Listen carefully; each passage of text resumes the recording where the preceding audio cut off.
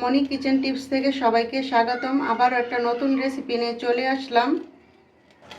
আজকে আমি বানিয়ে দেখাবো বাদাম চা। প্রথমে জলটা ফুটিয়ে নেব, তার জন্য জলটা আমি আগের থেকে বসিয়ে রেখেছি। এখন আমি ঢেকে দেব। আমার জলটা ফুটে গেছে। এখন আমি দিয়ে দিব কাঠবাদাম, চীনা বাদাম, কাজু বাদাম একসাথে মিক্স করানো। এখন আমি জলের সাথে দিয়ে দিচ্ছি।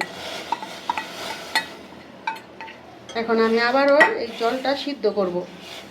ফোটানোর জন্য আবারও কিছুক্ষণ ডেকে রাখবো।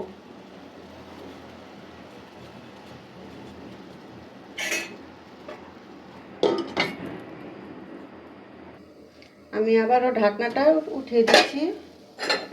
এখন আমি এখান থেকে জলটা সিদ্ধ হয়ে গেছে ভালো মতন। এখান থেকে আমি কিছুটা জল নিয়ে আমি দুধটা গুলাবো।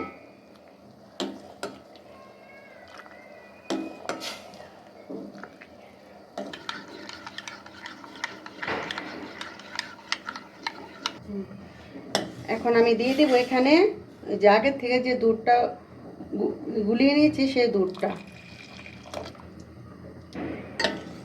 এখন আমি আবারও ভালো করে নেড়ে চেড়ে এখানে দিয়ে দিব পরিমাণ মতন চিনি।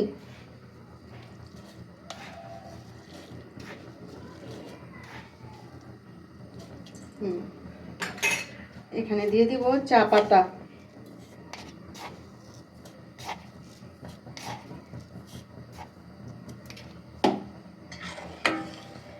এখন আমি আবারও কিছুক্ষণ চা পাতা সিদ্ধ করার জন্য রেখে দিব। আস্তে আস্তে কালার আসবে।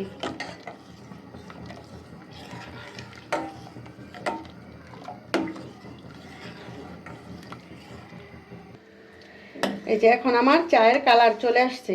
এভাবে একবার বাড়িতে বিকেলবেলা বাদাম চা খেয়ে দেখবেন। এই যে আমার চা কালার চলে আসছে। আমার চা হয়ে গেছে। এখন আমি নামিয়ে নেব। আমি এখন চাটা ছেঁকে নিচ্ছি।